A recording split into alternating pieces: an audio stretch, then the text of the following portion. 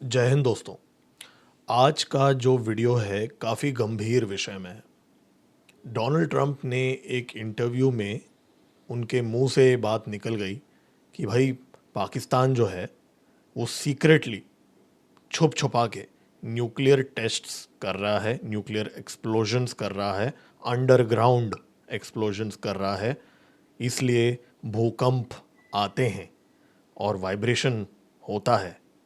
ये बात कहीं सुनी बात नहीं है, ये डोनाल्ड ट्रंप ने एक इंटरव्यू में कह दिया।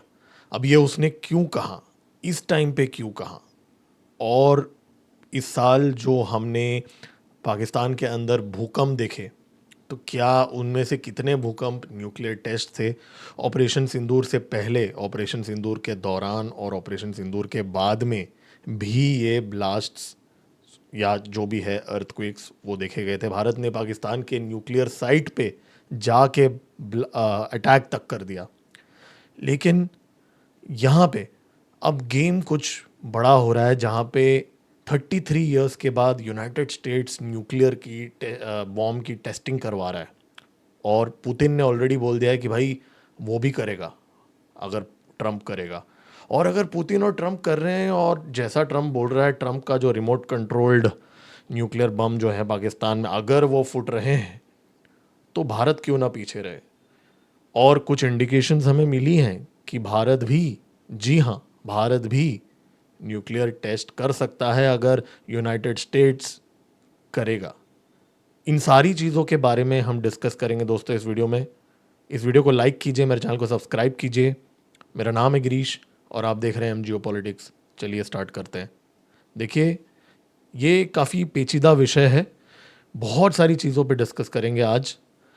इस टॉपिक से रिलेटेड जो लेटेस्ट डेवलपमेंट्स हुए हैं उसके बारे में भी हम बात करेंगे। लेकिन सबसे पहले, इससे पहले कि हम भारत और पाकिस्तान के बीच में जो न्यूक्लियर वॉर का रिस्क है उसके बारे में बात करें, पहले हमको 1 मिनट में लेना चाहता हूँ आपको। न्यूक्लियर बॉम्ब जो पाकिस्तानी वगैरह बहुत ही लूजली बोलते हैं ना, न्यूक्लियर बॉम्ब, न्यूक्लियर डाल देंगे, वो क्या है पहले वो समझो। या भारतवासी भी जो बहुत लोग जो बोलते हैं ना, तो पहले समझते हैं क्या है न्यूक्लियर बॉम्ब। ज़्यादा टाइम नहीं लूँगा। हिरोशिमा नागासाकी में 70% of the population wipe out हो गया था न्यूक्लियर बॉम्ब में। और उस टाइम पे ये जो बॉम्ब्स थे वो 16 किलो टन और 21 किलो टन के थे। ठीक है, आज यूएस और रशिया के पास 300 किलो टन के भी है। 300 मतलब आप सोचो 50 गुना ज़्यादा। और पाकिस्तान के पास इस समय 5 किलो टन से लेके 40 के बीच में है। ठीक है, छोटा ही है, ज़्यादा बड़े नहीं है, उनकी उतनी औकात नहीं है, तो 40 किलो टन तक का ही है। और भारत के पास अब माना जा रहा है कि भाई उससे मल्टीपल टाइम्स पावरफुल है। लेकिन खैर, ये वीडियो सिर्फ उसके बारे में नहीं है। पॉइंट ये है कि ये जो वेपन्स हैं, ये सिर्फ कोई नॉर्मल बॉम्ब नहीं है, लोगों को तड़पा तड़पा के मारती है। ठीक है, आप ना ये चाहोगे कि आप मर जाओ, ऐसी थ्रेट के साथ ये बॉम्ब्स ये करती हैं। एनीवेज, तो ये बहुत सीरियस चीज़ है, आप हल्के में मत लीजिए। तो यहाँ पे सबसे फिर भी इन सब के बीच में एक जोक है।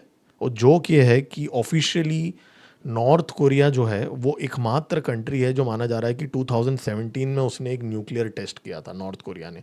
उसको छोड़ के ऑफिशियली पूरी दुनिया में किसी ने भी टेस्ट नहीं किया। ये ऑफिशियल स्टैटिस्टिक है।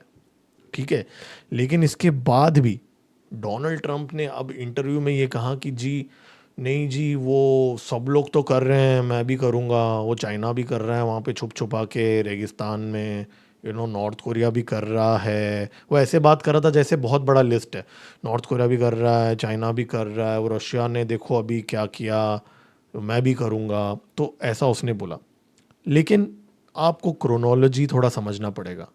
इस समय पुतिन ने बुरेसवेस्टनिक नाम का एक मिसाइल को टेस्ट किया जो न्यूक्लियर पावर्ड था। मतलब ये न्यूक्लियर रिएक्टर है इस मिसाइल के अंदर, और ये जो मिसाइल है ये पूरी दुनिया को एनसर्कल कर सकता है मल्टीपल टाइम्स बिना फ्यूल के, न्यूक्लियर पावर के। और उसके बाद में पोसाइडन नाम का एक न्यूक्लियर केपेबल ड्रोन या टॉर्पीडो, आप जो भी इसको बोलो, वो उसने अनाउंस किया, जो कोस्टल रीजन्स में अगर हिट करेगा तो सुनामी ला सकता है, शहरों के शहरों को उजाड़ सकता है ये टॉर्पीडो। ये पोसाइडन डूम्सडे ड्रोन के नाम से जाना जाता है। ये व्लादिमीर पुतिन ने अभी रिसेंटली पिछले हफ्ते कुछ दिन पहले अनाउंस किया था। तो ये दोनों टेस्ट्स ऑलमोस्ट 2 हफ्ते के गैप में आई, बुरवेस्निक और ये देख के डोनाल्ड ट्रंप की फट गई, उसकी फट गई। और फटने के बाद डोनाल्ड ट्रंप ने बोला अब मैं भी करूंगा टेस्ट। हालांकि ध्यान रखिए, पुतिन ने कभी भी न्यूक्लियर बॉम्ब की टेस्टिंग नहीं की है, उसने तो डिलीवरी मैकेनिज्म की टेस्टिंग की है। लेकिन ट्रंप अब क्या बोलूं मैं, ट्रंप ने अब बोल रहा है कि नहीं मैं तो बॉम्ब का टेस्टिंग करूंगा। तो अगर यूएस ये बोलता है कि भाई बाकी लोग कर रहे हैं इसलिए मैं कर रहा हूं, तो वो गलत है। ऑफिशियली पुतिन ने न्यूक्लियर टेस्टिंग, बॉम्ब की टेस्टिंग नहीं की है, तो अब ट्रंप ये करवा रहा है। सबसे पहले हमें ये समझना पड़ेगा।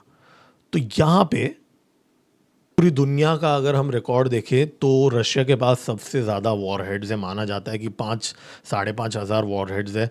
लेकिन जो SIPRI बोलता है वो बोलता है 4,300 है। लेकिन ठीक है, after a point it does not matter. Point ये है कि रशिया का सबसे ज़्यादा है, यूनाइटेड स्टेट्स का ऑलमोस्ट सिमिलर लेवल पे है, चाइना का 3rd नंबर पे है, फिर फ्रांस, UK, ये सारी कंट्रीज़ आती हैं। भारत बाय द वे 180 रखता है, पाकिस्तान जो है 170 वॉरहेड्स इस समय रखते हैं। तो ये, अब हम आते हैं भारत और पाकिस्तान के बीच में, ठीक है।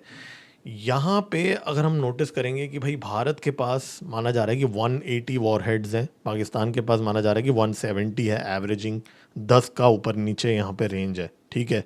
और एक चीज़ है कि अभी फ़िलहाल भारत के पास चलो मैं उस पर वापस MIRV पे अलग से बात करूँगा। अब पाकिस्तान में इस साल अप्रैल 30 तारीख को, मई 5 को, मई 10 और 12 को जब ऑपरेशन सिंदूर चल रहा था, 4 अर्थक्वेक्स आए। सारे के सारे अर्थक्वेक 4.8 स्केल पे आए, जैसे कि कोई कैलिब्रेशन हो रही थी वहाँ पे। और बहुत सारे लोगों ने इसको रिपोर्ट किया और उस टाइम पे बोला था कि भाई यहाँ पे कुछ तो चल रहा है। और वो भी एक रीज़न था, भारत ने कैराना हिल्स के ऊपर अटैक किया, ऐसा भी माना जाता है। और फिर उसके बाद में 2 महीने बाद वापस अर्थक्वेक्स आए पाकिस्तान के बहुत सारे शहरों के अंदर। और उसके बाद में अक्टूबर के महीने में अब वापस 2 और अर्थक्वेक्स आए। देखिए, ये पाकिस्तान का जो रीजन है वो अर्थक्वेक प्रोन रीजन है, तो हम ये नहीं बोल सकते कि भाई हर अर्थक्वेक एक न्यूक्लियर टेस्ट है। लेकिन इस साल ऐसे कुछ मंथ्स रहे हैं जहाँ पे पाकिस्तान के अंदर कंटिन्यूअसली 4.8 और 4.5 के बीच में अर्थक्वेक्स आ रहे थे, और ये काफ़ी एबनॉर्मल थे अकॉर्डिंग टू साइंटिस्ट्स। अब वो क्यों? क्योंकि देखिए, अर्थक्वेक में नॉर्मली क्या होता है कि कोई अगर न्यूक्लियर ब्लास्ट होता है तो जो P वेव्स होते हैं वो ज़्यादा होते हैं और S वेव जो होते हैं वो कम होते हैं। लेकिन तो यही सेम चीज़ हमें देखने को मिल रहा था पाकिस्तान के अंदर, मतलब P वेव्स जो थे वो ज़्यादा थे। इसका मतलब पाकिस्तान जो है वो न्यूक्लियर वेपन्स, बॉम्ब की टेस्टिंग कर तो रहा था, लेकिन अभी वो कितने कर रहा था वो इस समय स्पेकुलेशन है। लेकिन भारत ने अक्टूबर के महीने में, मतलब कुछ हफ्ते पहले, अग्नि प्राइम की टेस्टिंग की, जो रेल बेस्ड कैनिस्टराइज्ड लॉन्च का इस्तेमाल किया था भारत ने। मतलब भारत ने अपनी न्यूक्लियर डॉक्ट्राइन यहाँ पे बिना किसी से कहे चेंज कर लिया। अब आप बोलोगे कि डॉक्ट्राइन क्या है? डॉक्ट्राइन तो नो फर्स्ट यूज़ है, हाँ वो आज भी है, ऑफिशियली अनऑफिशियली पता नहीं। लेकिन यहाँ पे भारत ने क्या किया, कुछ ऐसा किया जो जिसने पाकिस्तान को भी चौंका दिया और इवन ट्रंप को भी चौंका दिया। जी हाँ, इसमें ट्रंप का भी एंगल है। अब वो ये है कि भारत ने अ, अब ऐसे कुछ इंडिकेशंस दिए हैं। देखिए, ये गवर्नमेंट की तरफ से ऑफिशियल स्टेटमेंट नहीं आया है, लेकिन ये आप देख सकते हैं ये हो रहा है। भारत ने ये इंडिकेशन दिया है कि अब हम जो हमारे न्यूक्लियर वॉरहेड्स हैं वो मेटेड कंडीशन में कैनिस्टर के अंदर रखेंगे। ये कैपेबिलिटी अग्नि प्राइम के जब लॉन्च हुई थी तब हमने डेमोन्स्ट्रेट किया पूरी दुनिया के अंदर। देखिए, नॉर्मली न्यूक्लियर वॉरहेड जो है वो दूसरे जगह पे होता है, जो डिलीवरी मैकेनिज्म होता है, मिसाइल जो होता है वो दूसरे जगह पे होता है। उन दोनों को एक जगह पे लाया जाता है, उनको मेट किया जाता है, फिर उसको लॉन्चर में रखा जाता है और फिर रिलीज़ किया जाता है। लेकिन यहाँ पे भारत ने सीक्रेटली तो नहीं बोलूँगा, ये दुनिया के सामने डेमोन्स्ट्रेट कर दिया है कि अग्नि प्राइम जो है वो कैनिस्टराइज्ड वे में लॉन्च करके एक इनडायरेक्ट सिग्नल दे दिया है कि भाई हम तैयार हैं, अब गेम करने के लिए हम तैयार हैं। आप एक गलती करो, हमारे वॉरहेड्स जो हैं वो मेटेड हैं और आप ध्वस्त हो जाओगे। ये मैसेज भारत ने एडवर्सरीज को पहुंचाया ये अग्नि प्राइम के टेस्ट से इस बार। तो ये देख के काफ़ी वेस्टर्न एनालिस्ट भी हिल चुके हैं। और वेस्टर्न एनालिस्ट क्यों हिले हैं भारत को देख के? वो इसलिए क्योंकि भाई भारत के पास अब MIRV भी आ चुकी है। मार्च के महीने में पिछले साल भारत ने MIRV अग्नि मिसाइल में टेस्ट किया था। MIRV का मतलब होता है multiple independent re entry vehicles. मतलब एक मिसाइल के अंदर मल्टीपल वॉरहेड्स होते हैं, 5, 6, 12, उससे ज़्यादा भी होते हैं। तो भारत ने MIRV का टेस्ट किया था, जहाँ पे ये कैसे चलते हैं, ये इसके ऊपर डेडिकेटेड वीडियो बाद में बनाऊंगा। MIRV में बेसिकली जब जो मिसाइल री एंटर करता है एटमॉस्फेयर के अंदर, तो जो मल्टीपल उसके अंदर से जो मल्टीपल मिसाइल के अंदर मिसाइल्स होते हैं, वॉरहेड्स होते हैं, वो सारे स्प्रेड हो जाते हैं और उनको इंटरसेप्ट करना नामुमकिन है या ऑलमोस्ट इम्पॉसिबल है। तो ये MIRV देख के वेस्टर्न कंट्रीज़ की और ज़्यादा यहाँ फट गई, और पाकिस्तानियों की तो ऑलरेडी यहाँ पे फटी हुई थी उस टाइम पे। और अब ये माना जाता है कि भारत ने पिछले साल हमारे जो वॉरहेड्स हैं वो ज़्यादा बढ़ा लिया। अभी एक मैं नहीं बोल रहा हूँ, ये Stockholm International Peace Research Institute बोल रहा है कि भारत ने पिछले साल अपने जो वॉरहेड्स हैं वो काफ़ी ज़्यादा बढ़ा लिए हैं। क्योंकि बीच में एक रिपोर्ट आया था कि भारत का थोड़ा कम हो रहा था वॉरहेड्स, और अब हमने इसको बढ़ा लिए हैं। तो अब प्रश्न ये उठता है कि क्या भारत को न्यूक्लियर टेस्ट अब करना चाहिए? क्या मोदी जी ये प्लान कर रहे हैं? देखिए, उससे पहले हमें कुछ और चीज़ों को यहाँ समझना पड़ेगा।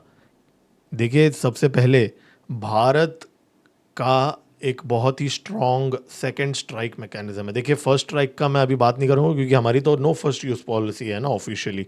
तो मैं सेकंड स्ट्राइक की अगर बात करूँ तो INS अरिहंत जो है, जो हमारे सबमरीन है, वो K-15 और K-4, ये सी लॉन्च्ड हमारे डिलीवरी मैकेनिज्म्स हैं जो आज हम सेकंड स्ट्राइक कर सकते हैं। मतलब कोई भी देश भारत के ऊपर अगर न्यूक्लियर बॉम्ब गिराने की कोशिश करता है, कोशिश, मैं ध्यान से सुनिए, कोशिश करता है, गिरा नहीं पाएगा, कोशिश करेगा, तो हम सेकंड स्ट्राइक इससे करेंगे। और गलती से अगर हो भी गया तो भी हम सेकंड स्ट्राइक करेंगे। एक्चुअली यही मतलब होता है सेकंड स्ट्राइक का। लैंड बेस्ड हमारे अग्नि मिसाइल्स हैं 1, 2, 3, 4, 5, प्राइम भी है अब हमारे पास। पृथ्वी भी न्यूक्लियर केपेबल है दोस्तों, पृथ्वी 2 वगैरह सारे। शौर्य जो है हमारा वो भी केपेबल है दोस्तों। अब हमारा जो ब्रह्मोस है माना जा रहा है कि वो भी है। और हमारे पास मिराज 2000 है, और जो सुखोई 30 है, और जैगवर जो है, ये 3 एयरक्राफ्ट हैं इस टाइम पे जो न्यूक्लियर वॉरहेड्स डिलीवर कर सकते हैं और पाकिस्तान और चाइना के ऊपर डाल सकते हैं, और अभी तो बांग्लादेश के ऊपर भी डाल सकते हैं। तो ये डिलीवरी मैकेनिज्म्स हमारे इंटैक्ट हैं। लेकिन इसके बाद में अगर मैं बोलूँ कि भाई वो तो हमारा अटैक कैपेबिलिटी, हमारी डिफेंस कैपेबिलिटी क्या है, डिफेंस के बारे में मैं अलग से एक वीडियो बनाऊंगा एयर डिफेंस के बारे में। लेकिन अभी के लिए मैं बता दूंगा, हमारा जो एंडो AAD जो है, endo atmospheric ballistic missile defence system है, वो हमारे पास अब हम बना रहे हैं। और S-400 है हमारे पास, MR-SAM है, बरक 8 है जो सी से हम इंटरसेप्ट करते हैं, QR-SAM, आकाश, स्पाइडर वगैरह हमारे पास हैं, और काफ़ी स्ट्रॉन्ग हमारे पास सर्वेलेंस है। तो आपको एग्जांपल के तौर पे मैं बताऊं, पाकिस्तान ने ऑपरेशन सिंदूर में माना जा रहा है कि 1000 ड्रोन्स भेजे थे भारत के अंदर, और उसमें से हार्डली कोई ड्रोन हिट कर पाया कहीं पे भी, कोई भी नोटेबल जगह के ऊपर। इक्का दुक्का 1000 में से आपको मिलेगा कहीं पे कुछ हुआ। तो हमारा इतना स्ट्रॉन्ग एयर डिफेंस सिस्टम था। फतेह मिसाइल को भी हमने हरियाणा में इंटरसेप्ट कर लिया था। तो भारत का एयर डिफेंस सिस्टम, अगर पाकिस्तान आज के डेट पे कोई न्यूक्लियर वॉरहेड अगर मेटेड करके अगर कोई डालता भी है, तो चांसेस एक्सट्रीमली हाई है कि वो इंटरसेप्ट हो जाएगा। और पहली बात तो वो अगर ये हरकत करेंगे तो हमारी जो सर्वेलेंस है उसका तो हमने देख ही लिया था ऑपरेशन सिंदूर में कितना स्ट्रांग है। जैसे ही वो ऐसी कोई हरकत करने की कोशिश करेंगे, हम उसको कैच कर लेंगे और वो उस जगह को ही हम बॉम्ब कर देंगे, जैसा हमने कैराना हिल्स में किया था।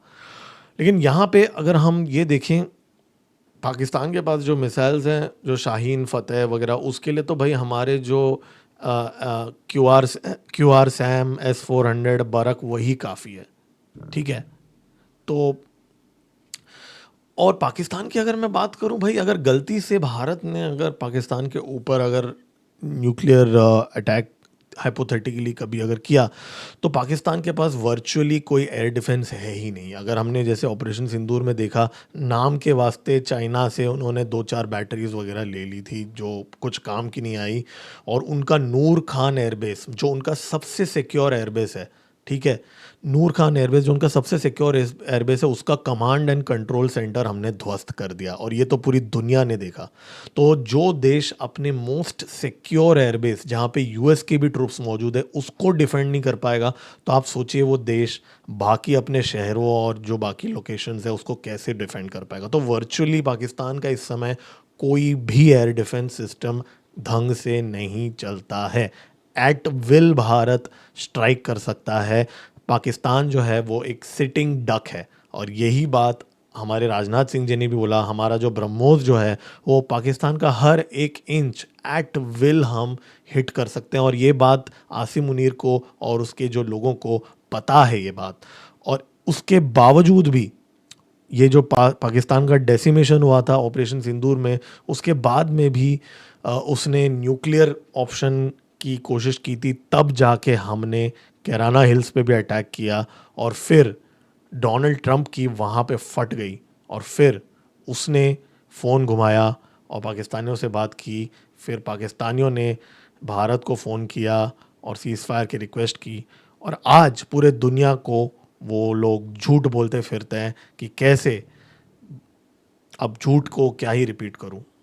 अब सवाल ये उठता है कि क्या भारत को न्यूक्लियर टेस्टिंग करनी चाहिए और क्या भारत करने वाला है। दोस्तों, अब भारत को एक बहुत अच्छा अपॉर्चुनिटी मिल रहा है। अगर डोनाल्ड ट्रंप न्यूक्लियर टेस्टिंग करेगा तो भारत को पूरा हक है कि भारत भी अपना न्यूक्लियर टेस्ट करे, क्योंकि भारत कोई भी एग्रीमेंट भारत ने साइन नहीं किया है जो भारत को रोकता हो। ठीक है, भारत कोई सिग्नेटरी नहीं है, और अगर डोनाल्ड ट्रंप करता है तो भारत, मेरा पर्सनली ये मानना है 101% भारत भी टेस्टिंग करेगा, क्योंकि आज कुछ भारत के अंदर ही स्केप्टिक्स मौजूद हैं जो बोलते हैं कि जी 1998 पे जो टेस्ट हुआ था उसमें सिर्फ 12 किलो टन का एक्सप्लोजन हुआ था, भारत ने तो बोला था उससे ज़्यादा किया, ऐसा कुछ लोग बोलते हैं। ठीक है, आज भी भारत के अंदर ऐसे लोग हैं, उनका जो मुंह बंद करने के लिए और हमारे दुश्मनों को मैसेज देने के लिए, देखिए, लेकिन पाकिस्तान या भारत दोनों ही क्यों यूज़ करेंगे न्यूक्लियर वॉर, मतलब न्यूक्लियर वॉर है, वॉर हेड्स क्यों, रीज़न क्या है। देखिए, भारत का जो जंग लड़ने का रीज़न क्या हो सकता है। देखो, एक तो है स्टॉप क्रॉस बॉर्डर टेररिज्म, रोकने के लिए हम जंग लड़ने के लिए तैयार है। पीओके और जीबी जो भारत का है उसको वापस लेने के लिए हम जंग लड़ेंगे, और जो इन्वेजन अगर कोई अटेम्प्ट होता है पाकिस्तान के साइड से, उनके पास उतनी कैपेबिलिटी तो नहीं है लेकिन बेवकूफ़ी वो करते ही हैं, तो हम जंग लड़ेंगे। लेकिन पाकिस्तान के पास क्या रीज़न है जंग लड़ने का। देखिए, पाकिस्तान के पास ये रीज़न है कि भाई अगर भारत के अंदर कोई टेरर अटैक होता है और उसके बाद में जो भारत उनकी बैंड बजाता है, उससे बचने के लिए पाकिस्तान जंग लड़ सकता है। भारत के कश्मीर जो यूनियन टेरिटरी है उसके अंदर इन्वेड करने के लिए पाकिस्तान जंग लड़ सकता है अगर वो लड़ना चाहे। और गज़वाए हिंद भी बोलते हैं पाकिस्तान के अंदर बहुत लोग, तो शायद उसके लिए भी वो जंग लड़ना चाहेंगे। और भारत को क्या नहीं चाहिए। देखिए, हमको नहीं चाहिए पाकिस्तान का गंदा सा पंजाब, उनका गंदा सा सिंध हमें नहीं चाहिए, और ना ही हमें चाहिए उनका मिनरल रिच केपीके और मिनरल रिच बलूचिस्तान। हमको कुछ नहीं चाहिए ये, ठीक है। ये केपीके तो अफ़गानिस्तान का है, बलूचिस्तान तो एक इंडिपेंडेंट रिपब्लिक है, बाकी पंजाब है और सिंध है जो हमें नहीं चाहिए। तो भारत के पास कोई रीज़न नहीं है यार जाके उधर जंग लड़ने के लिए या न्यूक्लियर बॉम्ब गिराने के लिए या कुछ करने के लिए, राइट। तो पाकिस्तान को क्या नहीं चाहिए जी। पाकिस्तान को अपना पीओके और जीबी पे जो कब्ज़ा करके रखा है वो पाकिस्तान लूज़ नहीं करना चाहता है। पंजाब, सिंध और बलूचिस्तान ऑक्युपाइड बाय पाकिस्तान जो एरिया है वो लूज़ नहीं करना चाहता है। आर्मी का जो कैपिटुलेशन है, आर्मी की बेइज्जती और आर्मी की डेसिमेशन जो है वो आसिम मुनीर नहीं चाहता है वो हो।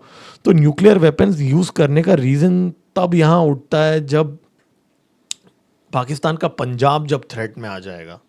अदरवाइज मैं तो ये भी नहीं जानता हूँ कि क्या पाकिस्तानी जो पीओके के अंदर लोगों को सेकंड रेट सिटीजन जैसे ट्रीट करते हैं, वहाँ पे फैसिलिटीज़ नहीं देते, वो पंजाबी पाकिस्तानी लोग, मुझे पता नहीं कि क्या वो न्यूक्लियर बॉम्ब इस्तेमाल करने की हिम्मत करेंगे जस्ट टू सेव पीओके, जिसको वो उतना वैल्यू भी नहीं करते। ये आप सोच के देखिए, एक बार ध्यान से सुनिए।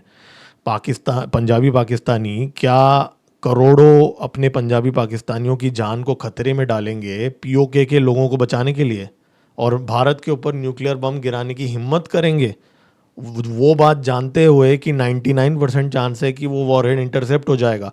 और उसके बाद में भारत के पास दोस्तों सिर्फ बड़ा वाला है, छोटा वाला नहीं है, सिर्फ बड़ा वाला। और जब दोस्तों बड़ा वाला गिरता है ना, तब उसके बाद में, अब वो मुझे डायलॉग याद आ रहा है, आदमी उठता नहीं, उठ जाता है।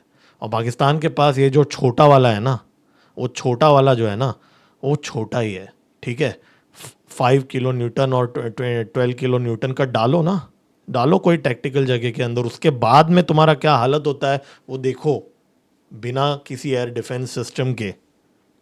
तो अगर आसिम मुनीर उतना बेवकूफ़ है, जो मुझे लगता नहीं है वो आदमी है, अगर वो उतना बेवकूफ़ है कि भाई, और जो टाइम पास के लिए वो न्यूक्लियर वेपन्स इस्तेमाल करने की कोशिश करेगा, वो भी अभी सीआईए का बंदा ने एएनआई के इंटरव्यू में बोला था कि भाई पाकिस्तान के पास तो है ही नहीं न्यूक्लियर वेपन्स। उसने बोला था कि भाई मुशर्रफ, उसको किसी ने बताया था कि मुशर्रफ ने अपने जो न्यूक्लियर वेपन्स है वो बेच दिए अमेरिका को, ठीक है। तो वो भी एक क्वेश्चन मार्क है। अभी ट्रम्प का क्या है, बड़बोला है, इंटरव्यू में वो कुछ भी बोल देता है। तो उसने तो अपने क्या बोलते हैं खुद की टेस्टिंग को जस्टिफाई करने के लिए इंटरव्यू में ये बात बोली। तो क्या पता पाकिस्तान के पास अभी भी कंट्रोल में है कि नहीं, ठीक है। तो at the end of the day war क्यों लड़ते हैं भाई? वॉर एक पॉलिटिकल ऑब्जेक्टिव को अचीव करने के लिए लड़ते हैं, सेल्फ डिस्ट्रक्शन के लिए नहीं लड़ते, ठीक है। तो आसिम मुनीर जो है, एंड में मैं यही बोलूँगा, वो अगर बेवकूफ़ है तो ही वो ये सो कॉल्ड सुसाइड मिशन, मतलब ये दुनिया का सबसे बड़ा, बोलना नहीं चाहता हूँ, मतलब वो पूरा आवाम को खतरे में डाल रहा है, सिर्फ I don't know for what, अगर वो बेवकूफ़ निकलेगा तो दोस्तों ये था इस समय हमारे जो एक्सरसाइजेज हैं, त्रिशूल एक्सरसाइज हो रहा है, और जहाँ पे 2 to 3 फ्रंट वॉर की हम तैयारी कर रहे हैं। पाकिस्तान का नेवल चीफ जो है वो बांग्लादेश जा रहा है, और बांग्लादेश पाकिस्तान के बीच में कोऑर्डिनेशन हो रहा है, और चीज़ें एस्केलेट हो भी सकती हैं। इसलिए at this point of time strategically US Bharat के ऊपर प्रेशर भी डालने की कोशिश कर रहा है। तो मुझे पर्सनली ऐसा लगता है भारत को न्यूक्लियर टेस्ट करना चाहिए ये पूरे माहौल के अंदर। आप लोगों को क्या लगता है? आप लोग कमेंट्स में मेरे को लिख के बताइए। आपका ओपिनियन मैटर करता है। दोस्तों इस वीडियो को लाइक कीजिए, मेरे चैनल को सब्सक्राइब कीजिए, मैं ऐसे ही वीडियोज़ लेके आते रहूँगा। मेरा नाम है गिरीश और आप देख रहे हैं हम जियो पॉलिटिक्स। जय हिंद।